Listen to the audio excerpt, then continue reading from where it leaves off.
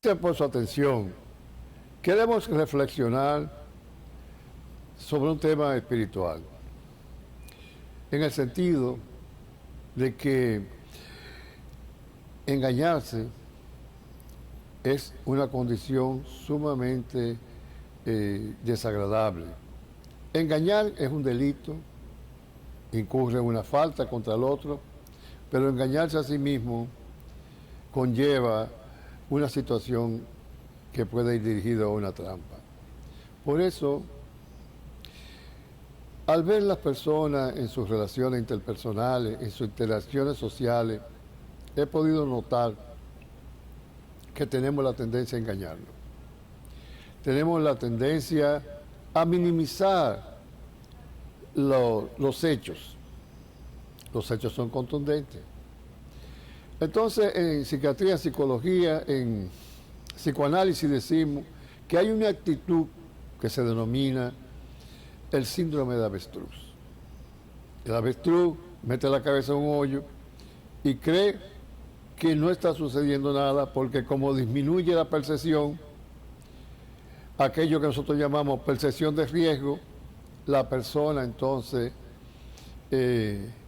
cae en una situación, como decía el profesor Juan Bosch, con el toro visco o con el torero visco, que huía del toro que no era, entonces venía el toro que era y le daba. Esto lo decimos porque en el acontecer a veces prima más la percepción que la realidad. Como psicoanalista le hago una humilde recomendación de que tratemos nosotros por todos los medios de no generar la disminución de la angustia y la ansiedad. Los mecanismos de defensa van dirigidos a disminuir la ansiedad y a disminuir la angustia. La angustia y la ansiedad son elementos importantes que nos acercan a la realidad.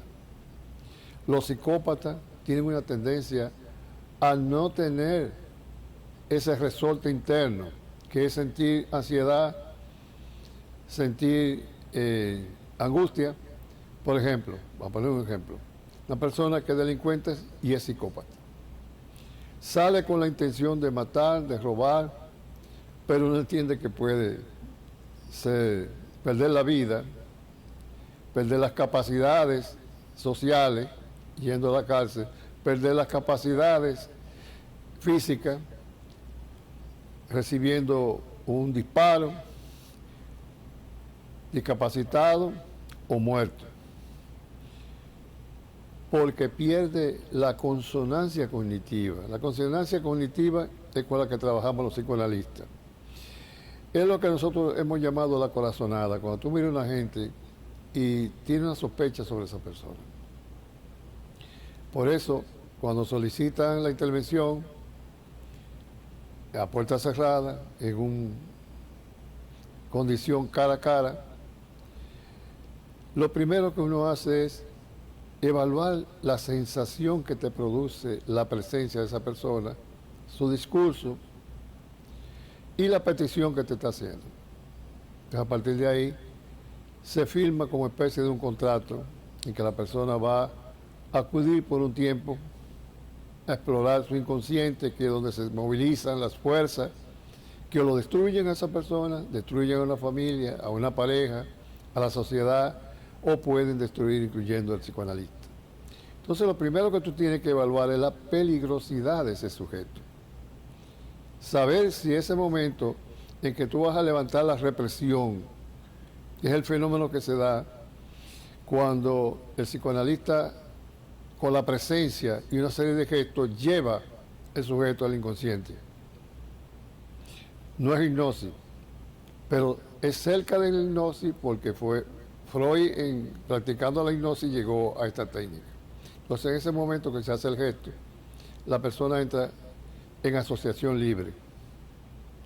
Se le pide que vaya a un diván, que no tenga el contacto cara a cara con el analista, para que entonces los traumas lleguen a la mente de esa persona y esa persona se le prohíbe actuar en contra del analista y se le induce, porque es una inducción, se induce para que entonces entre en contacto con esa situación que en el pasado lo afectó y así pueda superarla, y a superarla entonces ir hacia la cura analítica. Esto lo hablamos como técnica, ocurre en un consultorio, pero de manera en la sociedad ocurre. A veces en el metro trabajo con grupos focales donde se expresan libremente.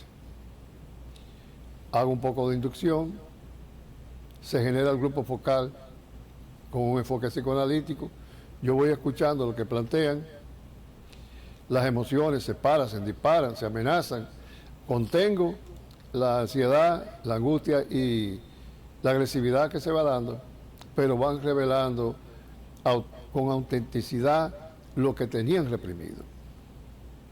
Es una técnica que me acerca, como todo psicoanalista, a la verdad, hacia el bien y hacia la belleza, lo correcto.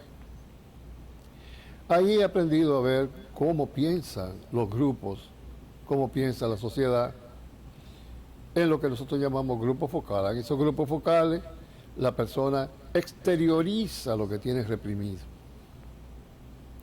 Entonces, el analista revisa, según la edad, el sexo, la condición presente que se está dando, de dónde vino, dónde está y hacia dónde va. Cierra la sesión, porque es una responsabilidad no dejar que nadie abandone ese grupo focal, porque abierto va generando entonces lo que se llama acting out, la exteriorización, la actuación inconsciente. La persona entra en un estado de inconsciencia y va generando todo lo que tenga que ver con su pasado, lo genera en el presente como si fuera en el pasado. Hoy nosotros hemos hecho esa técnica y a diario vemos cómo se expresan de líderes, de la inconformidad con los padres, con los esposos y se hace ese grupo focal. Ese grupo focal revela la verdad. Este grupo focal entonces pasa a una nueva etapa de opinión pública. La opinión pública es como una bestia salvaje, decía Tocqueville. Esta está formada por la audiencia, por los medios, por la audiencia mediatizada y por las encuestas.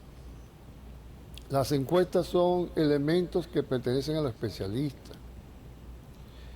Cuando se deforman, pueden hacer más daño que bien.